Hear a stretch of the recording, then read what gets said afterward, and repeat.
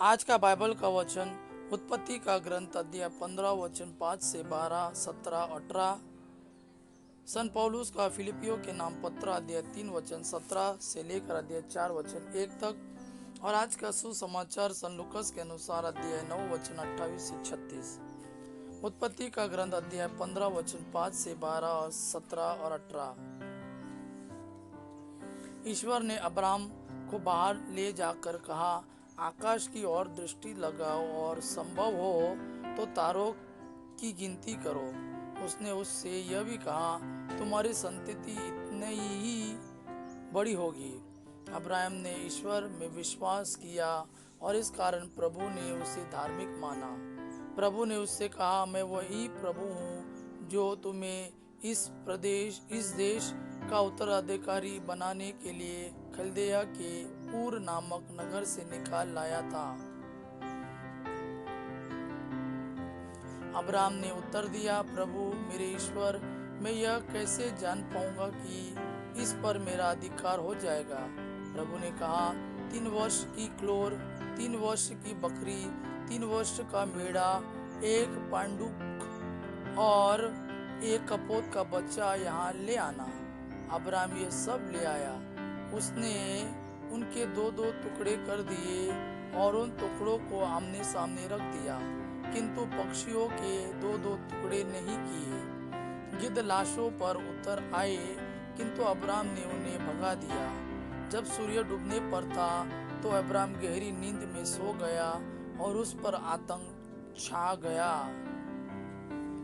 सूर्य डूबने था तथा गहरा अंधकार हो जाने पर एक धुआंती हुई अंगीठी तथा एक जलती हुई मशाल दिखाई पड़ी, जो जानवरों के उन टुकड़ों के बीच से होते हुए आगे निकल गई। उस दिन प्रभु ने यह कहकर अब्राहम के लिए अपना विधान प्रकट किया, मैं मिस्र की नदी से लेकर महानदी अर्थात फरात नदी तक का यह देश तुम्हारे वंशजों को दे देता हूँ। आज का दूसरा वचन सन पौलुस का फिलिपियो के नाम पत्र अध्याय 3 वचन 17 से लेकर अध्याय 4 वचन 1 तक। भाइयों, आप सब मिलकर मेरा अनुसरण करें। मैंने आप लोगों को एक नमूना दिया, इसके अनुसार चलने वालों पर ध्यान देते रहे, क्योंकि जैसा कि मैं आपसे बार बार कह चुका हूँ और अब रोते हुए कहता हूँ, बहुत से लोग ऐसा आचरण करते हैं कि मसीह के क्रूस के शत्रु बन जाते हैं। उनका सर्वनाश निश्चित है। वे भोजन को अपना ईश्वर बना लेते हैं और ऐसी बातों पर गर्व करते हैं जिन पर लज्जा करनी चाहिए। उनका मन संसार की चीजों में लगा हुआ है। हमारा स्वदेश तो स्वर्ग है और हम स्वर्ग से आने वाले मुक्तिदाता प्रभु ईसा मसीह की राह देखते रहते हैं। वह जिस सामर्थ्य द्वारा सब कुछ अपने अधीन कर सकते हैं, उसी के द्वारा वह हमारे तुच्छ शरीर का रूपांतरण करेंगे और उसे अपना महिमा शरीर के अनुरूप बना देंगे। इसलिए मेरे प्रिय भाइयों, प्रभु में इस तरह दृढ़ रहिए। प्रिय भाइयों, मुझे आप लोगों से मिलने की बड़ी इच्छा है। आप मेरे आनंद और मेरे मुकुट है।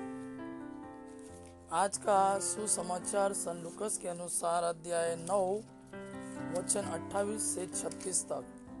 सन लुकस के अनुसार सुसमाचार अध्याय 9 वचन 28 से 36 तक। इन बातों के करीब 8 दिन बाद ईसा पेतरुस, यूहन्ना और याकूब को अपने साथ ले गए और प्रार्थना करने के लिए एक पहाड़ पर चढ़े। प्रार्थना करते समय ईसा के मुखमंडल का रूपांतरण हो गया और उनके वस्त्र उज्जवल होकर जगमगाते उठे। 2 पुरुष उनके साथ बातचीत कर रहे थे। वे मूसा और एलियस थे, जो महिमा सहित प्रकट होकर यरूशलेम में होने वाली उनकी मृत्यु के विषय में बातें कर रहे थे।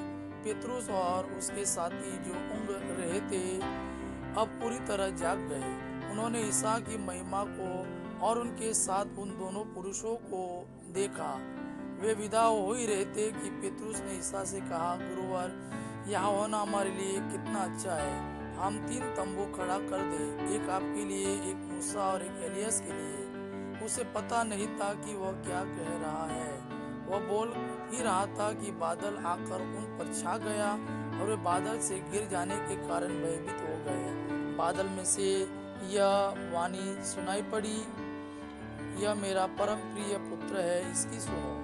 वाणी समाप्त होने पर ईसा अकेले ही रह गए। शिष्य इस संबंध में चुप रहे और उन्होंने जो देखा था उस विषय पर वे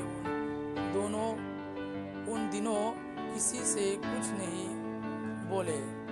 और उन्होंने जो देखा था उस विषय पर वे उन दिनों किसी से कुछ नहीं बोले। यह प्रभु का वाणी है। प्रभु को धन्यवाद। अबा पिता की महिमा और पुत्र यीशु का प्रेम आप पर सदा सर्वदा बना रहे। आमेन।